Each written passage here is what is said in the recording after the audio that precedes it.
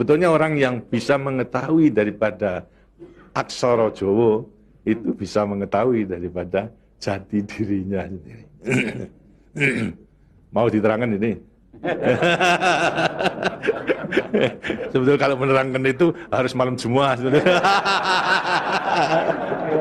Waliwona.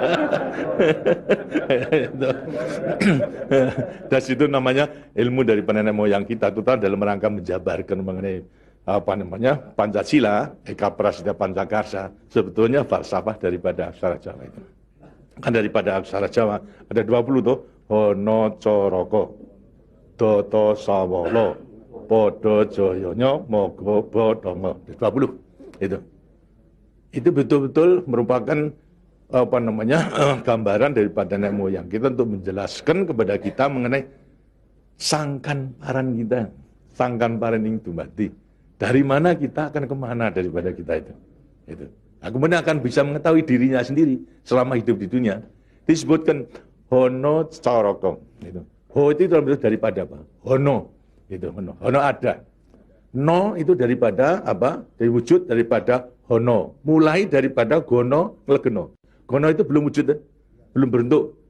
Legeno itu masih belum ada sandangan, masih utuh, Itu belum ada taling tarungnya dan sebagainya, masih belum sandangan. Terus hono. Jadi manusia itu memang dilahirkan, diciptakan oleh Tuhan, mulai daripada hono hurip. Huripnya siapa? Nur daripada Tuhan Yang Maha Kuasa. Lantas diciptakan oleh manusia terdiri pada tanah, kemudian air, lantas hawa dan juga api. Apa itu? Ya daripada semua tumbuh-tumbuhan yang ada ini. Tumbuh-tumbuhan ini kan butuhkan dari tanah, butuhkan daripada air, butuhkan daripada matahari, itu pula daripada hawa. Daripada tanam-tanam dimakan daripada manusia, ada laki maupun perempuan, akhirnya menjadi cacat dari mani.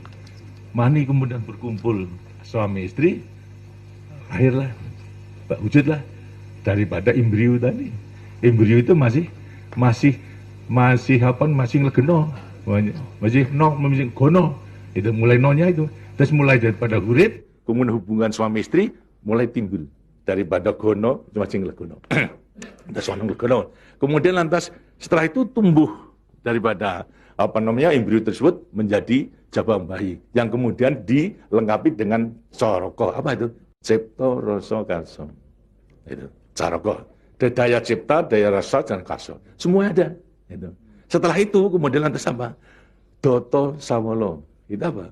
Manusia itu setelah diberikan panca indera, diberikan sandangan panca indera, cipta rasa karsa, juga diberikan sifat Tuhan.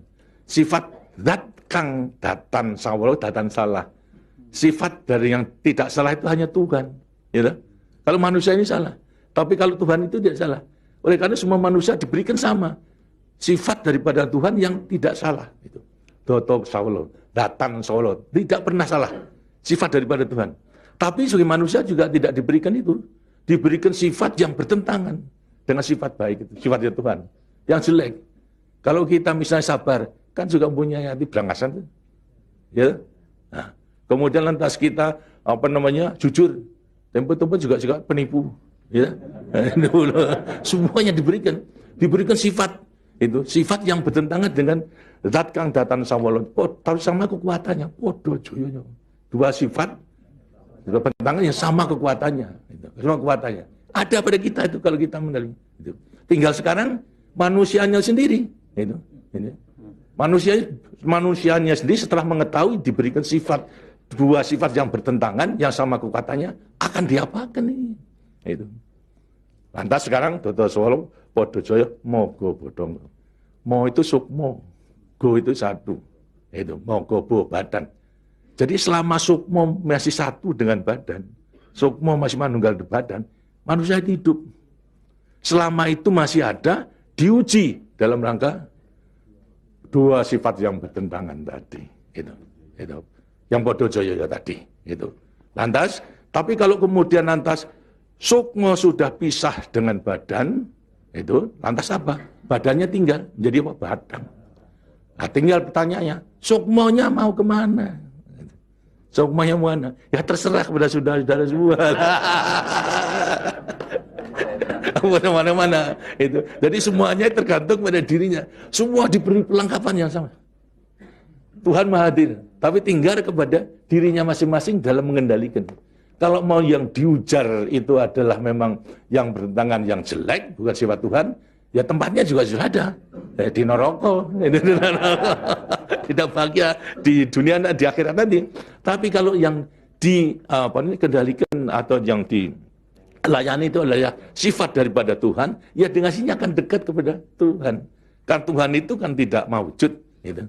Tidak bentuk, tapi sifatnya ada. Jadi kalau kita mau kembali dekat kepada Tuhan, ya membawa sifat yang baik itu, sifat Tuhan kepada Tuhan itu sebenarnya gampangnya daripada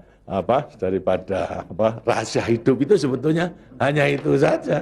Tapi tidak tergantung pada saya, tergantung pada saudara-saudara sendiri dalam rangka pengeterapannya itu. Gitu.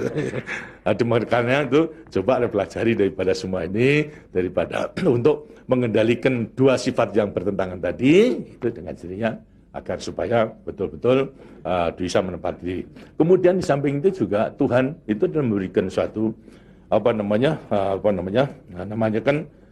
takdir kepada sifat kodrati daripada manusia. Apa sifat kodrati manusia? Manusia dilahirkan sebagai individu, ya toh? Kita masing-masing individu. Tapi kehidupan kita sejak mulai daripada adanya janin sampai pada mati tergantung pada orang banyak. Jadi kemudian dalam hidup kita di dunia itu hanya memenangkan kepentingan pribadinya sendiri. Lihat kan tidak adil. Tidak adil. Seharusnya memang menyadari bahwa sebagian besar daripada hidupnya tergantung kepada orang lain. Karena itu wajiblah sekarang melalui panggilan untuk ya bersama-sama dengan orang lain. Sebab hidup di dunia itu adalah bisa serasi. Jadi karena itu lantas sekarang namanya sifat kodrati daripada sifat yang monodualistis itu. Satu tapi kembar kan tapi satu. Ialah sifat individu sama sebagai makhluk sosial. Nah, itu kuncinya daripada penghayatan, pengamalan daripada Pancasila. Itu. Nah, demikianlah waktunya saya kira sudah.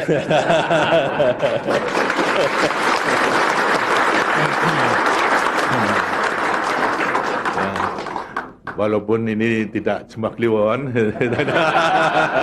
tapi minggu, karena itu sebagai peninggalan daripada ilmu, dari peninggalan nenek moyang kita, yang namakan juga ilmu kasunyatan sama sangkan paraning dumadi itu sebetulnya ilmu kebatinan dalam arti bukan klenik.